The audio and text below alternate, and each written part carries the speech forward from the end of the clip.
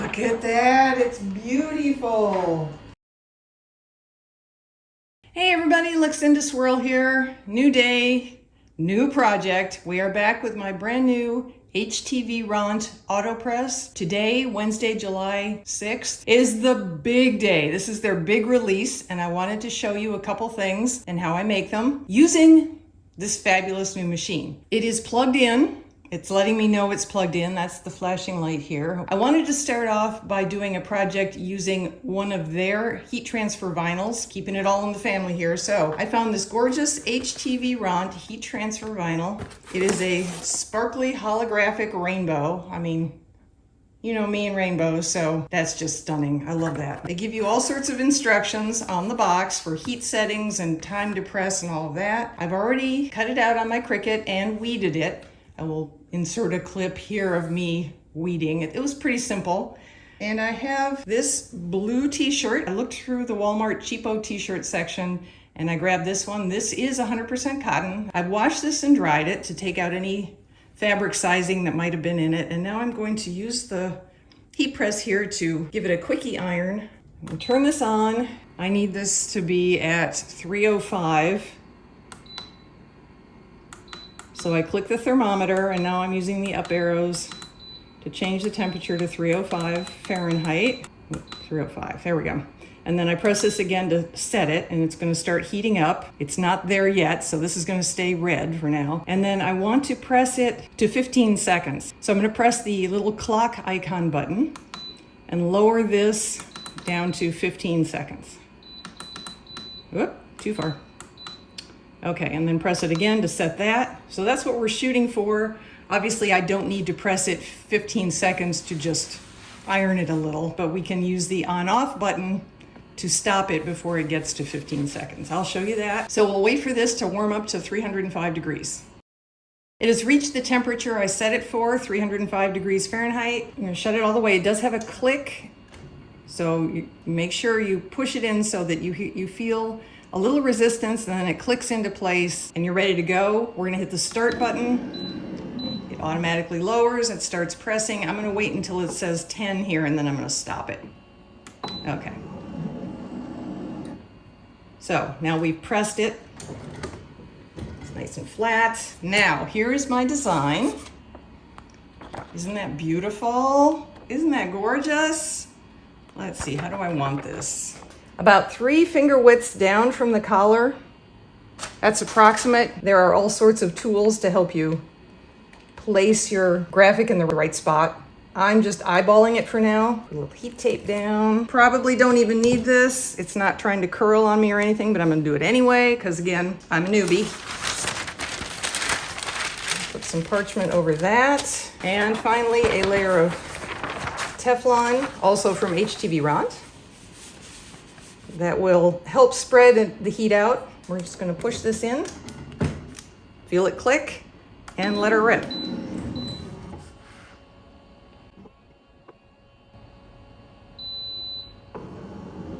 It is lifting automatically. Pull the drawer out, take off the sheets. Now this should be, I believe it's a cool peel and it has a ways to go, so I'm gonna let this sit for a moment. Again, directions are on the material you're using, or the packaging for that material. And in this case it says, peel carrier cold, and then after we peel this off, we are going to cover it and press it for 10 more seconds. That seals it on for good. It's cool enough to touch, so I'm gonna brave it here.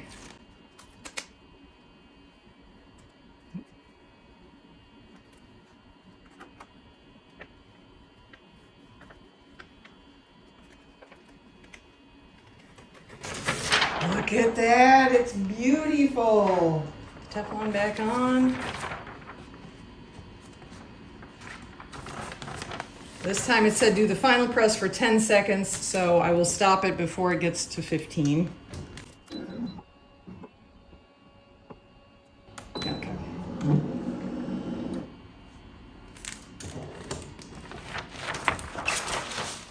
Okay, so the next thing we're going to do is very similar to what I showed you in the last video, which was this fantastic t-shirt that I made using a dark cotton t-shirt and I sublimated on it, even though that's not supposed to be possible. And the trick is you use a plastic vinyl that becomes your polyester or plastic layer, your substrate layer, and you're actually sublimating onto that heat transfer vinyl. Because I'm sort of pressed for time to get this video done, I decided to go ahead and sublimate the tumbler with the same graphic we're going to put on the box and the shirt, because I needed it to be done. So here we have the tumbler we're doing. Yes, it's a rainbow. Sorry. It just is. It's a rainbow, but it's also smiley faces from my childhood. I love smiley faces. That is basically the graphic design, and we are now going to put it on a t-shirt. I need to change the setting because we need it to be 400 degrees for 40 seconds to do the sublimation. So I start with the thermometer.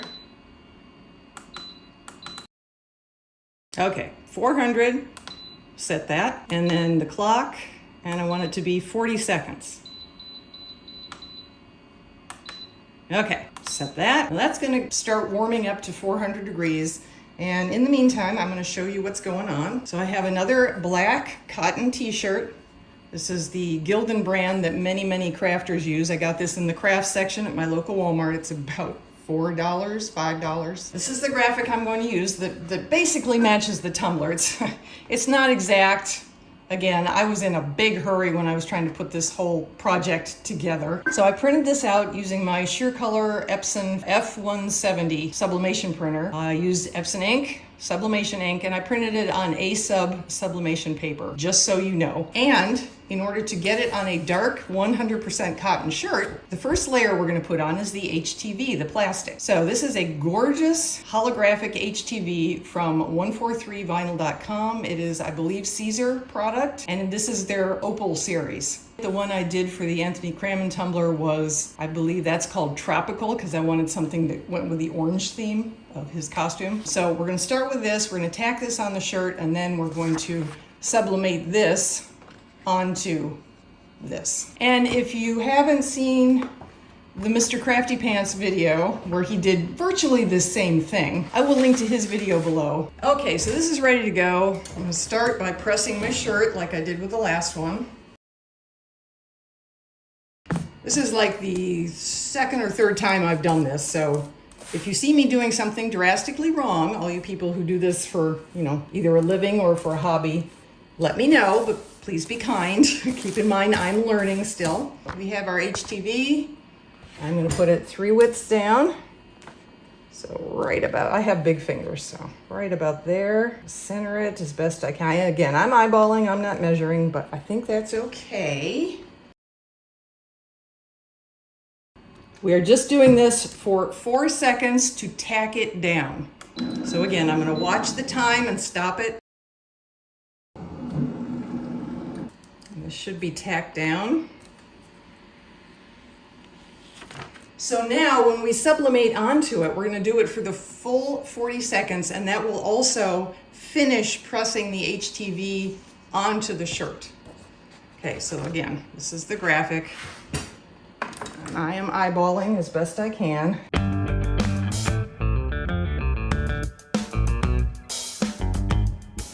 Push her back in. And the full 40 seconds this time.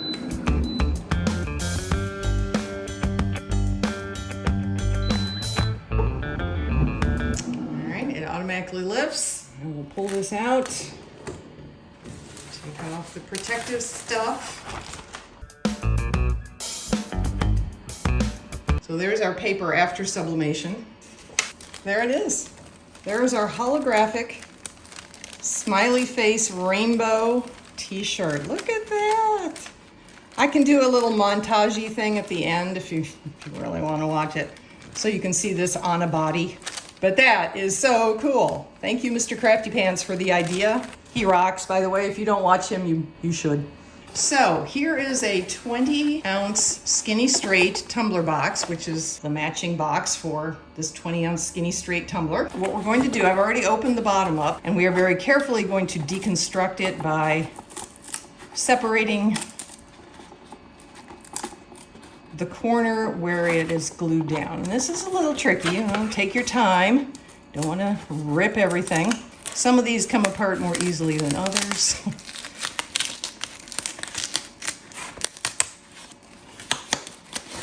Okay, not the greatest job, but it will suffice.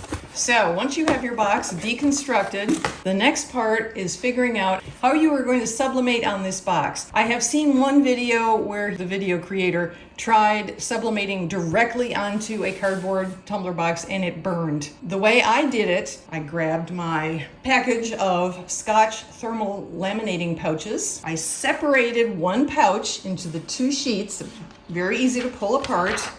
So I have a laminating sheet. You can also buy laminating sheets as individual sheets. What you want to do is pull your base out,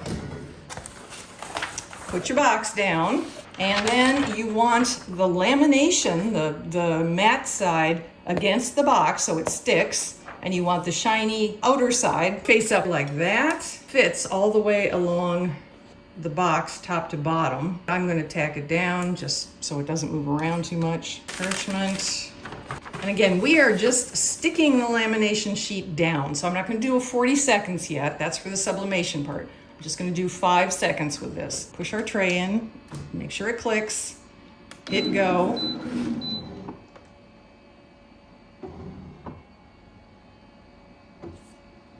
Okay.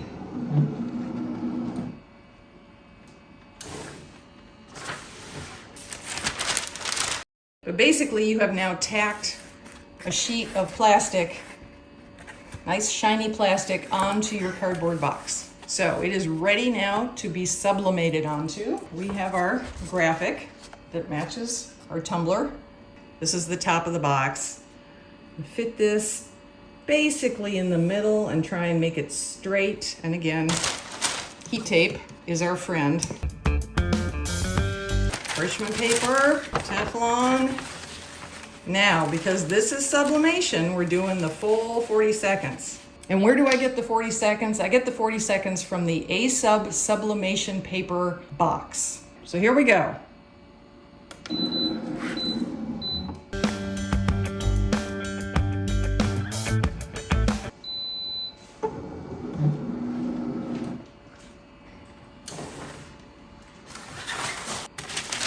There it is.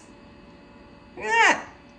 Pretty cool. All right, I'm gonna let it cool down all the way and then I will meet you in the craft room. We're here in the craft room. Here is our box, is completely cool to the touch. Because it's plastic, the corners that you have to rebend to reconstruct the box are very flexible and nothing cracks, nothing breaks. So now we need to put this back together, and I have found that the easiest way is to start by closing the top. That will help give it some structure, and then closing the bottom. The easiest way to do this is to get another box for reference and see how that one is put together. So here we are. We have our box. Obviously, it still needs to be reconnected here. When I did the other one, the Anthony Crammen Terry's Chocolate Orange box, I used whatever glue I could find, and that happened to be Aleene's Original Tacky Glue. This is not Tack It glue. That's tack it over and over. This is just glue. So I put some of that in there and I scrunchied or rubber banded the whole thing shut. And that works perfectly. I don't have that kind of time today. So what I thought I'd do instead is fire up my hot glue gun and see if I can do this without making too big of a mess.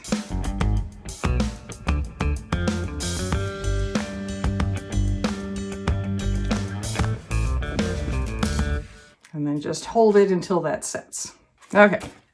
So there we have our box that sort of matches our shirt, that sort of matches the tumbler inside. Yeah, obviously you can make the graphic bigger. This is my example. I hope you find this HTVRont AutoPress as fun as I do. Links to everything below. You can sign up to be notified. You can find links to the shipping information, the pricing information, the launch. Everything is down below. There is a Facebook group just for the AutoPress. That's linked down below as well. So please go down to the description area, which is right under the title of this video. You may have to click show more or a down arrow or something like that to expand the description area, but then you will find all the links. You can always leave me questions. Please go down to the comment section. Leave any question you can think of. Advice on how I could have done all of this better would be appreciated. But again, please be kind. Stay safe, everyone. I'll see you in the next video. It is montage time.